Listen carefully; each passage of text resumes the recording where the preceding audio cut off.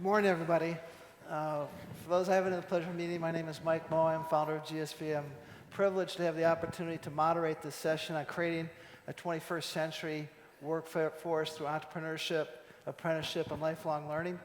What I'm going to do is I'm going to give each of my panelists an opportunity to quickly introduce themselves and what they're doing, but just setting the stage in terms of what we're talking about this morning. When you look at MENA, it has one of the youngest demographics in the world. 28% of the population is between the ages of 15 and 30. That's about 108 million people. When you look at, as Mike Milken was talking about in the earlier speech, we're in a global marketplace, a knowledge-based economy. With what you know, your education, your knowledge makes the difference not only how an individual does, but how a company does, and for that matter, how well a country does. The good news is when you look at education and literacy in this region, in the MENA region, over the last 15 years, it's improved noticeably.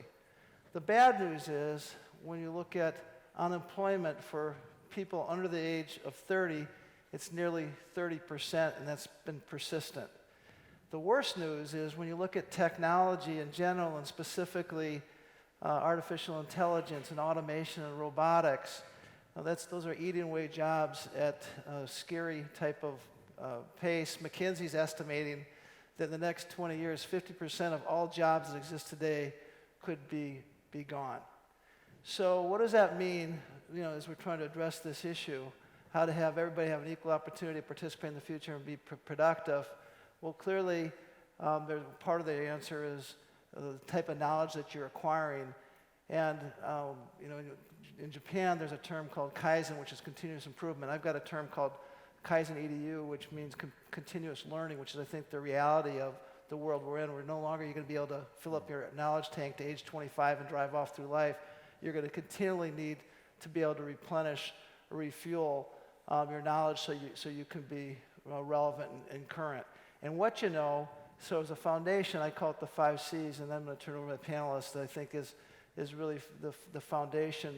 And those 7 C's are critical thinking, communication, collaboration, creativity, cultural fluency, civics, and character. I think that's really the base to build from. Then what you know and the knowledge you're acquiring on an ongoing basis is going to change with the times. So with that, I'm going to give each of my panelists the opportunity to introduce themselves and kind of what they're doing. Abbas. Hi, I'm Abbas Ghazmi. I've been lucky enough to wear both the entrepreneur hat and the investor hat, run a venture capital fund and venture builder called Collegiate Capital. We work with universities across the world, help to commercialize technologies, and also invest in areas such as energy, fintech, e-commerce. Christine? Hi, I'm Christine Gulbranson, and I'm the Senior Vice President for Innovation and Entrepreneurship for the University of California System. The University of California System is comprised of 10 campuses, 5 medical centers, 3 national labs, and a system-wide ag and natural resource group. And this is a brand new division that I was brought in about 2 years ago to build. Prior to that, I'm a serial entrepreneur and a venture capitalist. So Badr Jafar, I run a private family business group out here in the UAE, the Crescent Group. It has its roots in energy, upstream oil and gas, and diversified over the years into other sectors, ports, logistics, private equity, healthcare. Thank you. Mesa? Good morning, I'm Maisa Jalbout. I'm the CEO of the Abdullah Al-Ghurair Foundation for Education. We're the largest privately funded education foundation here in the region. It's a family foundation, and we're focused on supporting underserved, high-achieving youth in continuing their education both at the university level, undergraduate and graduate level, as well as making sure that they are college and career ready.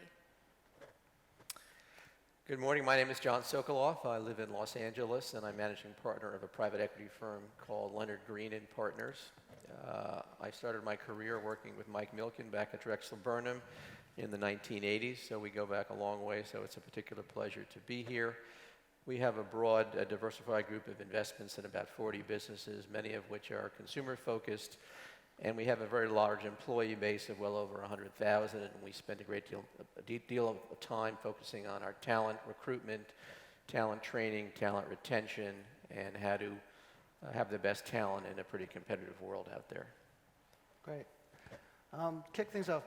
Maybe I'm going to turn to you, Mason. Talk a little bit more about what the foundation's doing and the initiatives and the success, some of the success you're having and some of the challenges.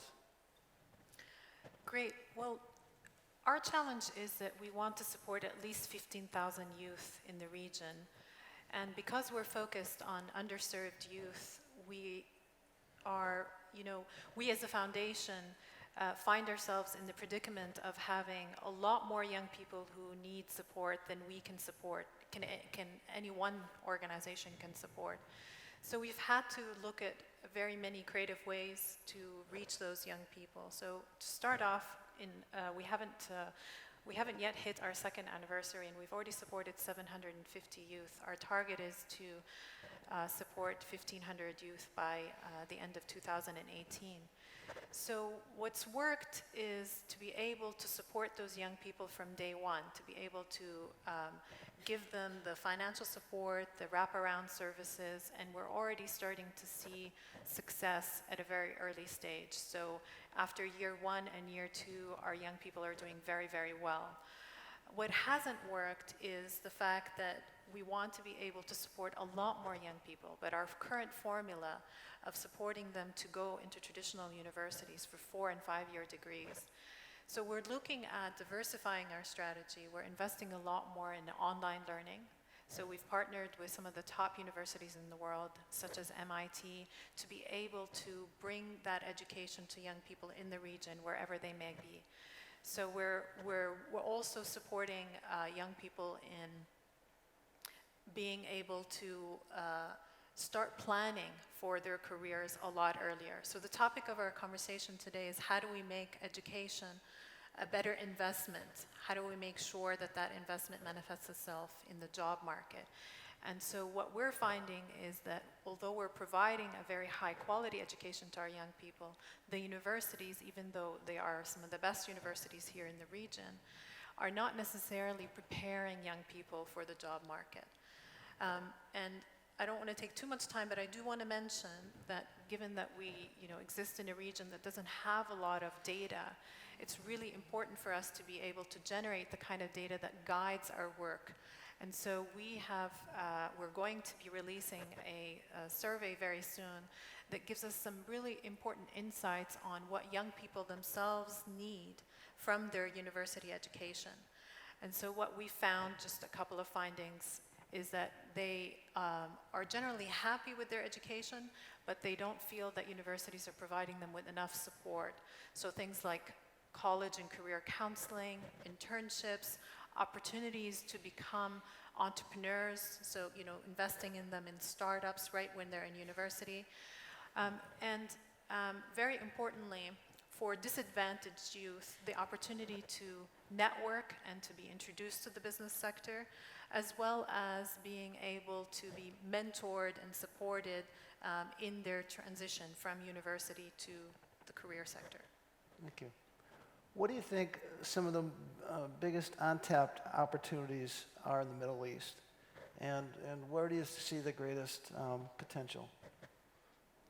I think in terms of the growing young population, for example, things like mobile phone penetration, we're one of the highest in this region, mobile phone penetrations in the world, almost 100% in the UAE, Saudi, 70% social media penetration. So sectors, for example, like e-commerce, are then increasingly prevalent in the region. So I think currently, according to a McKinsey report, it's single-digit percentages of the total retail market is e-commerce right now. And we've had high-profile acquisitions of Secret.com, et cetera, recently. So there's definitely a lot of room to grow in the e-commerce sector here. Then areas like fintech, healthcare, solving particular problems with a population where, for example, there are obesity issues, sugar intake, et cetera. And then more on the mobile side of things, so mobile payments in the fintech space, for example. Badr, what do you think? Quite frankly, the single most opportunity, I think, is our women population. And there was a World Bank report I was reading the other day, which basically highlighted that if women reach the same levels of employment as men across the region, which in itself is quite low because, of course, there's massive youth unemployment, as you know, then we would unlock just in the Gulf economies $2.6 trillion which would lead to a 50% increase in GDP by 2025, with no extra incremental increase or sort of marginal increase in any other sector as such. So just by having women participate more in the labor force and the workforce. And how do we do that? What are some initiatives that could be done? Well, interestingly, the issue isn't necessarily education as such. I mean, across the region, the rates of women graduates are generally much higher than men. In terms of quality of education, that's another thing altogether. There are some cultural challenges. I think we don't have systems in place to allow much more flexible working in terms of hours, also in terms of location. I think demographically, we have some things working in our favor. So as families are getting a little bit smaller across the region, as women as women have children slightly later also in their lives, and general more sort of cultural acceptance for women to be out of the home in the workplace, a combination of those factors means I think we're heading in the right direction, but there's so much of an opportunity gap at the moment. The other, I think, broad opportunity is, and everyone talks about technology, I mean, sometimes it feels like Silicon Valley is the only place left on earth not trying to become Silicon Valley. But the challenge is, or the real question is, if we do replicate Silicon Valley in other parts of the world, including the Middle East, will we have really solved the problems of the world? And take the Middle East, for example. I personally don't think so. And that's fundamentally because technology itself doesn't drive change. Technology enables change. Technology is a tool, right? We, the connected people, are ultimately the agents of change. And time will tell whether we've used that technology or that tool for the collective betterment of humanity and our habitat, or just the exacerbation of our own human flaws. And so that's, so as opposed to, instead of just thinking about tech hubs to sort of take us to the next level, we need more purpose hubs. So we need more human-centric hubs that are really going to generate ideas and opportunities and solutions for the host of issues. And if you consider, the philosophy of challenges being opportunities, we have a lot of opportunities in this part of the world, from a socioeconomic perspective, from a humanitarian perspective, from a environmental climate perspective. We've got it. So there's no excuse not to really be building up the capacity of our youth to solve those problems with, as I said, socially centric business solutions with tech spins on them as well. Yeah, I'm going to talk to you a little bit about the Pearl Initiative, but I want to go to Christine. You've got a really interesting job. Yes, really I was actually going to add to that because I think, as we talk about human-centric hubs, around that, as you look in Silicon Valley, since I come from Silicon Valley, universities are kind of the middle, right, that create the technology. So, for instance, at the University of California system, we average 5 inventions per day. We publish over 100 research publications per day throughout the system, most of which are in peer-reviewed journals. So that's the basis of, we have this amazing technology that's being developed, and how do we get it out into the marketplace? And that's really where we are, I'm looking at how do we build the ecosystem and pull in, we have 250,000 students, we have 200,000 faculty and staff, and we have 1.8 million living alumni.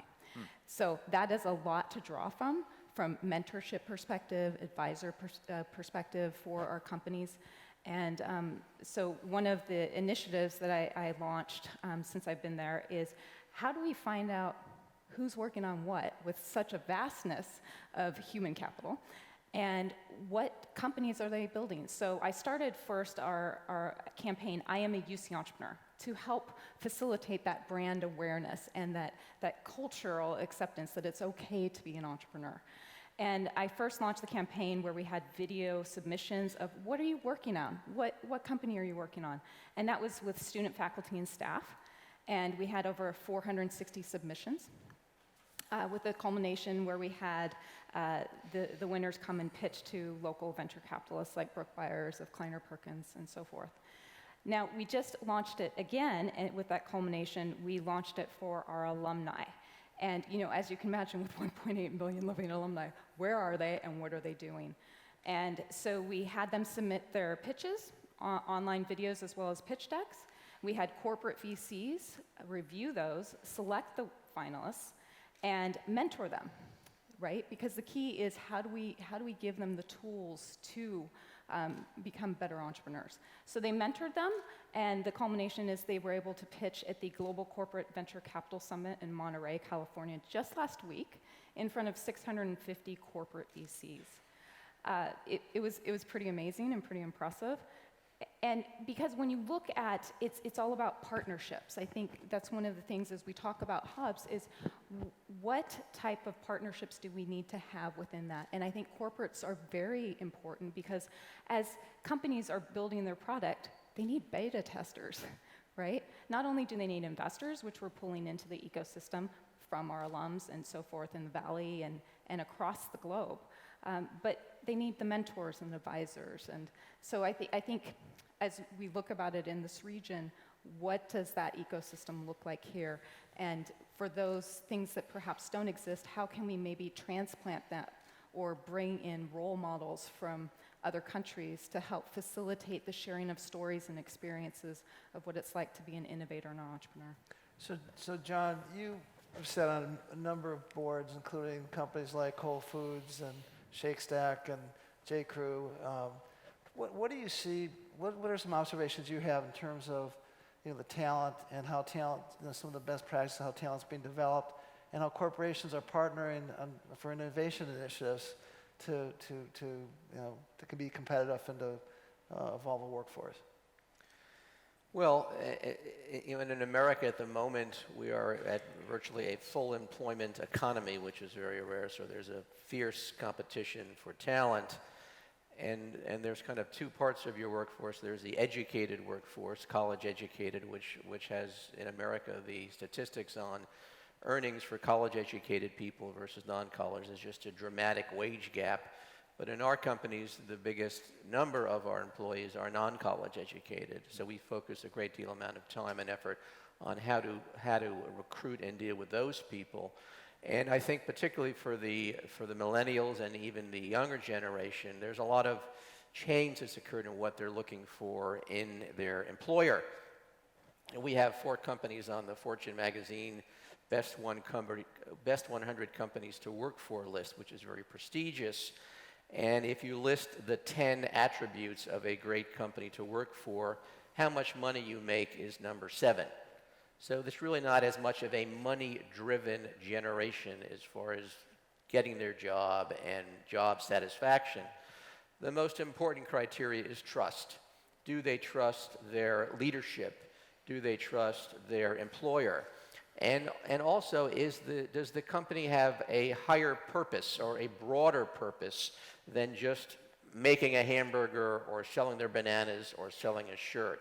And a lot of the health of your employee base is linked to engaging with your employees and transparency and communication. They want information. You have to have online, communication with your employees. They want to feel appreciated. And they may be appreciated in just celebrating them, giving them an award, which can be more meaningful to them than money. So how we deal with this is changing very fast. And again, it's profit motivated on our part because you want to attract the best people, and then you want to train them, and you want to have them have good experiences with your customers, and you want to have lower turnover. Because when you have high turnover in these businesses, it results in less productivity and business is bad. So part of what is the secret sauce of many of our companies is getting extraordinary performance out of unextraordinarily paid people.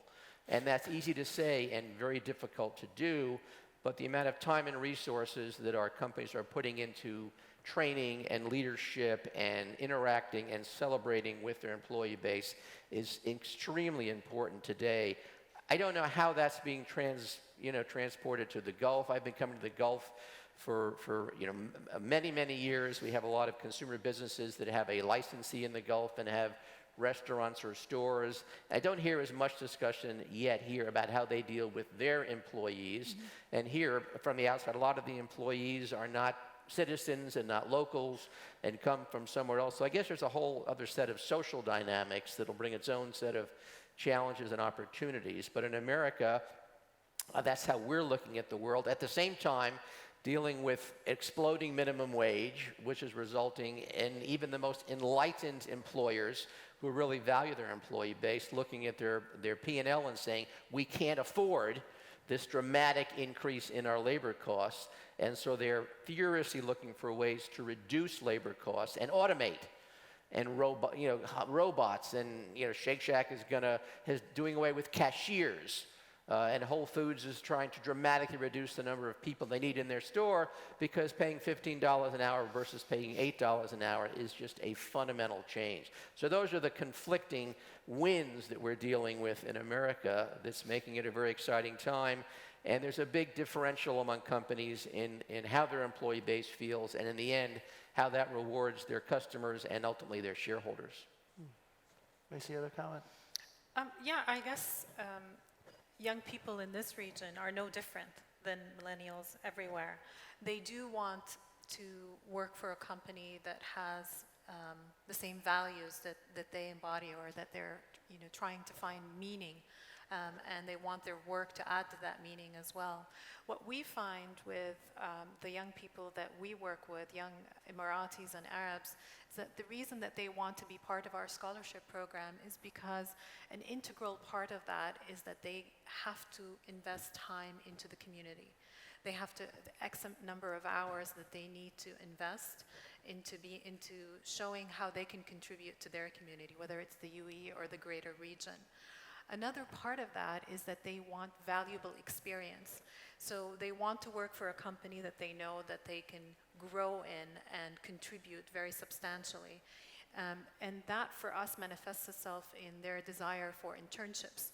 So part of their scholarship program is that they get to spend real time, real valuable time with a company, learning the ropes and trying to apply what they learn at the university in a very hands-on way. And those are things that we would like to see the region invest more in. And companies definitely have a role to play in that, as do foundations.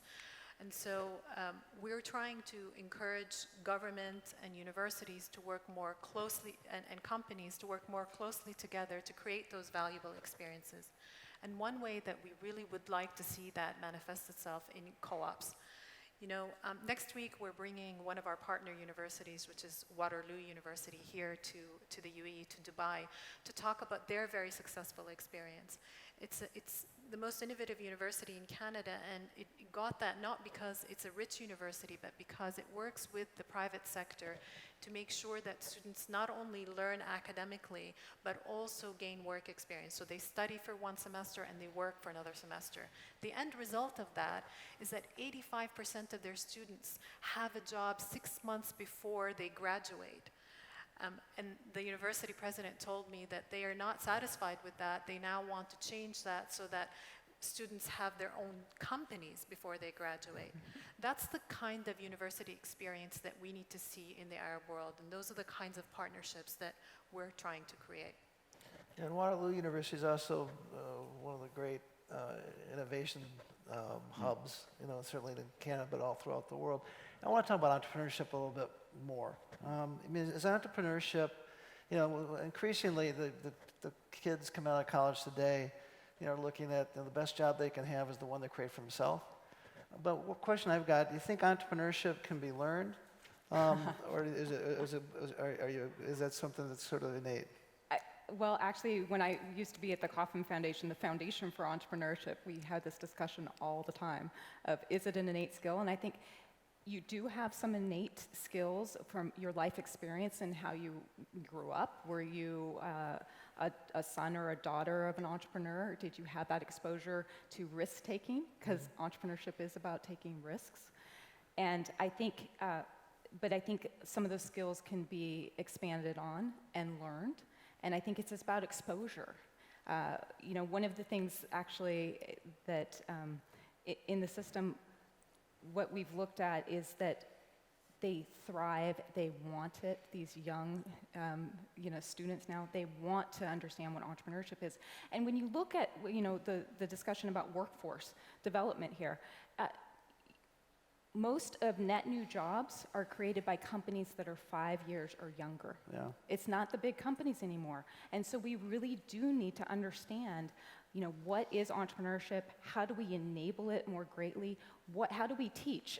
We have things like entrepreneurship academies, which are a 2-week intensive course for our scientists to understand, okay, so you have this technology in the laboratory, how do you get it out into the marketplace for social good and betterment? Because if it's stuck in the market, if it's stuck in the lab, what good is it to anybody, right? So we need to really evaluate and give them the tool set of, how do you read a term sheet, and how do you understand what investors are looking for? How do you engage with investors? So I think there's so much that can be learned.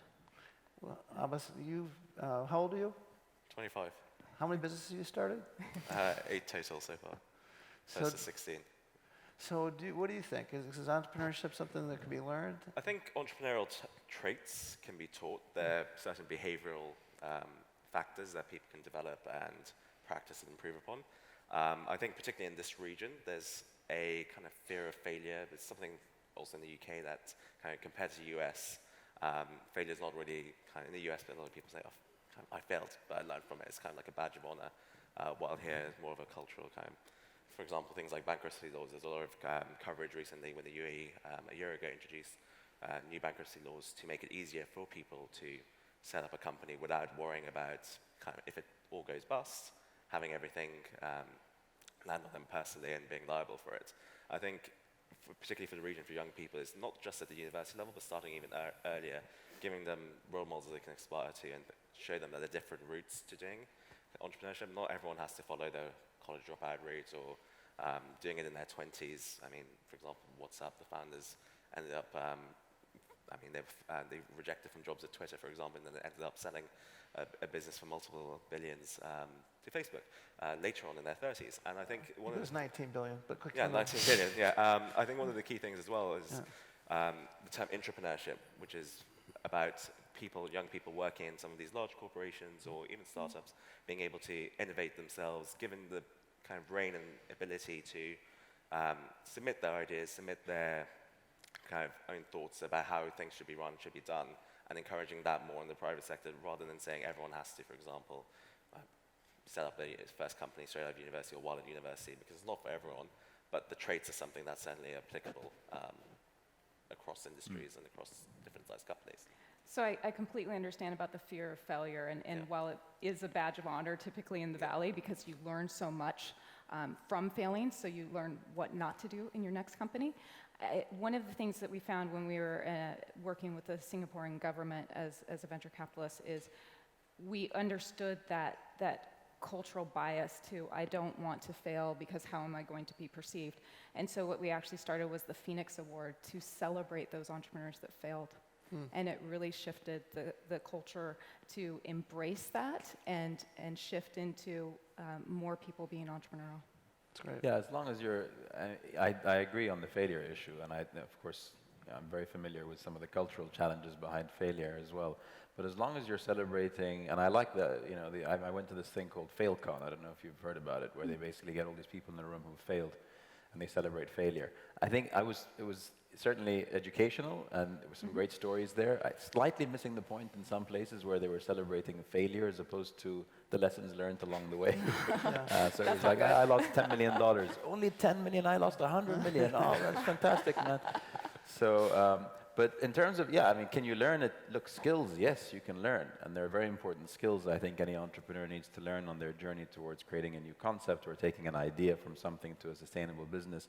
But the spirit of it you either have or you don't. I think you either have that fire in your belly or you don't. It doesn't mean that you can't get that fire in your belly. Sometimes necessity is the best form of incentive. So you might over time, because there's simply nothing else to do to generate opportunity. So you have to do it. And you're seeing that across some of the more disadvantaged parts of the Middle East and North Africa. Case in point is Gaza, for example. I mean, there's incredible hopelessness there. And I'm on the board of something called Gaza Sky Geeks, which basically supports young Gazan coders. And they're some of the most incredibly, not just talented, but just relentless in their pursuit to make it work, because they have no alternative. But just one thing that came to mind after you asked the question, and I think it's important to highlight in terms of where is the greatest opportunities in the region. And I think time and time again, we miss mentioning arts and the humanities in general. Now, across sort of history, the timeline of history, you've seen that true innovation happens really at the intersection of the sciences and of humanities. Yeah.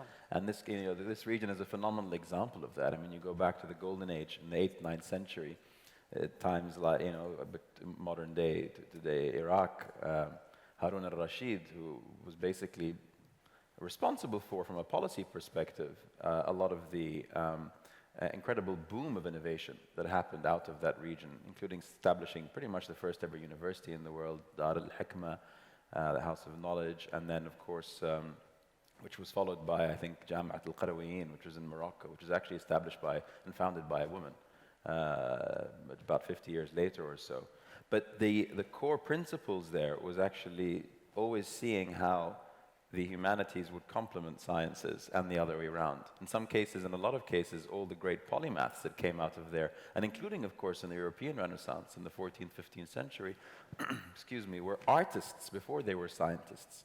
So here, I think, for some cultural reasons and some socioeconomic reasons, science has been seen as the sort of, the gold mine. That's where everything is. That's where all opportunity comes from. And we've been seeing the arts as more ornamental as opposed to fundamental. That's a huge lost opportunity. So I think the more we can really, and when you talk about where the skills are needed today with new businesses in the fourth industrial revolution, needing more softer skills, needing more, just being able to communicate, conflict resolution, analytical thinking, all these come more from the humanities than they come from sciences. So I just wanted to say that as being a phenomenal opportunity that I think we're missing out on today. John, do you have a comment? Well, it's interesting coming here frequently for many years and seeing how things have evolved. Some of the demographic statistics we hear of the percentage of the populations here that are so young is staggering compared to what we have in the United States, and must create a great set of challenges and opportunities. And we're seeing a lot of changes in America, and in many ways an explosion in entrepreneurialism, I think. The best and the brightest, traditionally defined from the Harvard Business Schools or Stanford, used to go to IBM or General Motors, and then they went to Goldman Sachs and McKinsey, and now they're going to Google and Facebook. But I think there's a much more tolerance among the younger generation in America for both failure, as we would talk about it, and job changing with great frequency, and all this unbelievable undercurrent of entrepreneurialism that's totally different from my generation. And given that the world is more flat and transparent, I'm assuming that will come to the Gulf region as well. And even in our firm, we have to do things to make our millennials happier, and we built them a playroom, and we feed them, and we try to take care of them. They want constant reinforcement and stroking, or they'll quit. They don't think of anything about coming for a year or two and quitting. And a generation ago, people were much more, you take a job, you're thrilled to have it, and you don't leave. So there's a fundamental shift in just job patterns in America that's being led by this explosion in entrepreneurship that I would think would be a huge issue here, where there's, and look, most of the job creation is small and medium-sized businesses, and so things are just starting here. So I think it'd be an exciting place to be, an exciting place to watch for the next couple decades.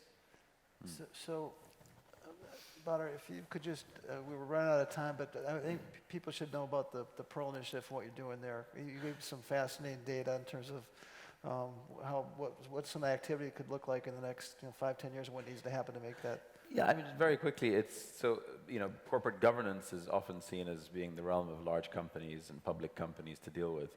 But I think we have an opportunity to try and instill some of that discipline at the earliest stages, so really at the entrepreneurial stages, and really building resilience in the system. I think that's so important. Now, what does that mean for small companies? I mean, it's things like, building boards and managing boards, and not just any boards, but outward-facing boards. I like the saying that, boards are like subatomic particles. They behave very differently when they're being watched. And, things like short, medium, and long-term strategies, identifying risks and having risk management and risk mitigation strategies, basic shareholder agreements, delegation of authority, decision matrices. These are basic things that can be put in place without hassle, and not be seen as something which is, again, about the regulatory or rules imperative, but from a business case. So seeing why this is ultimately in the enlightened self-interest of the entrepreneurs and business people to establish this. So we set up the Pearl Initiative, which is a private sector, a non-profit, about 7 years ago to really try and promote a culture of good corporate governance, transparency, and accountability because it makes business sense. We fell into the trap of working with large businesses and large family businesses which are having generational transition issues right now and missing the opportunity to work with much smaller businesses. So we've started doing that now. We have a program, we've involved 2,000 SMEs across the region and now more with entrepreneurs. Yeah, the results so far are extremely promising because the need is there. The majority of them want to raise money, but they don't have any sort of governance practices or mechanisms in place to help protect the preservation of value going forward. Great, and I'm sorry we're out of time, but please give my panelists a hand. That was a terrific conversation. I wish we had more time. Great. All right.